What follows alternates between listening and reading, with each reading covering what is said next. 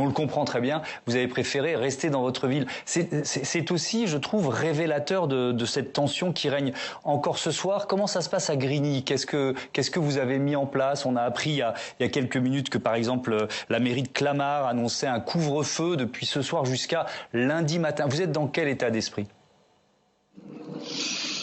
Dans un état d'esprit de responsabilité envers nos concitoyens, d'assurer une sécurité, une tranquillité publique dans un contexte extrêmement difficile de révolte.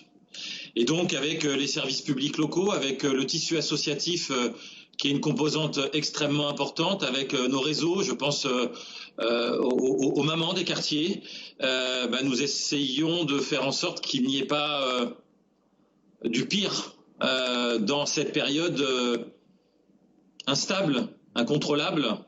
Et donc, nous travaillons depuis d'arrache-pied avec l'ensemble des services publics locaux, les associations, pour que le pire n'arrive pas. Donc, on est mobilisés avec l'ensemble des partenaires. Nous sommes des maires casque bleu dans cette période, des élus locaux casque bleu où on fait tantôt maire pompier, tantôt maire médiateur, tantôt maire pacificateur, d'amener de la raison dans une période où il n'y en a pas, et en même temps, nous nous questionnons sur le pourquoi de tout cela. Et si vous me permettez, 4 points sur les premières interventions.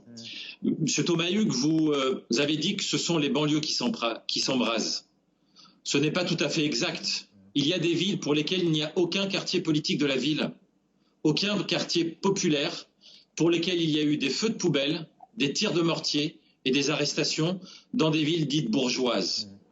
Ça, c'est un fait nouveau par rapport à 2005. Maître Mignard a eu raison de dire que le grand élément nouveau entre 2005 et aujourd'hui, c'est ça, c'est cet outil-là, les réseaux sociaux. Et nous avons eu quasiment en direct les images que nous n'avions pas eues dans les périodes de 2005 et 2007, où effectivement, il y a eu de l'atermoiement. On a essayé de cacher les choses. Là, ça a explosé. Et je peux vous assurer que ça circule de manière extraordinaire. Deuxième élément, les conditions sociales sont quand même différentes. Les inégalités et l'injustice a explosé entre 2005 et aujourd'hui. J'en veux pour preuve le taux de pauvreté dans une ville comme Grigny, qui est aujourd'hui de plus de 50%. Ce n'était pas le cas en 2005. Et Monsieur Auboin, qui a œuvré sur le territoire et qui connaît bien ma ville, a découvert des situations sociales qui sont bien pires que celles de 2005. Donc, on a la poudrière, le volcan était... nous vivons sur des volcans et des poudrières et parfois il y a des éruptions incontrôlées. C'est le cas aujourd'hui et je voudrais remercier la justice. Certes, la justice n'a pas une baguette magique pour faire face à l'apaisement nécessaire et indispensable. Par contre, la justice a pris une décision très claire aujourd'hui. Elle ouvre une information judiciaire sur homicide volontaire et détention provisoire. C'était attendu. La justice a pris son temps. On pensait que les annonces allaient être plus rapides, mais elle a pris la décision aujourd'hui. Et je trouve que la justice est à saluer aujourd'hui. C'est extrêmement responsable dans la situation dans laquelle nous sommes. Je tiens à la saluer. Oui, je vous donnerai la parole de Naël. Et malheureusement, cette marche, elle s'est terminée par des heurts, des violences.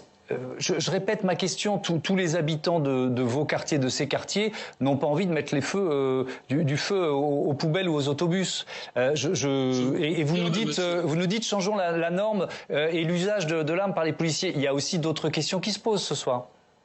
Peut-être, mais moi, ma réponse, c'est de vous dire que notre pays doit penser une autre doctrine policière pour que cela ne se reproduise plus. Et si vous voulez m'entendre dire que dans les quartiers populaires, il y a des gens qui réfutent cela et qui ont peur pour les enfants et qui retiennent leurs enfants chez eux parce qu'ils ont peur de cet embrasement, je vous le confirme, monsieur. Il y a des enfants qui ont peur de la situation, il y a des parents extrêmement mobilisés.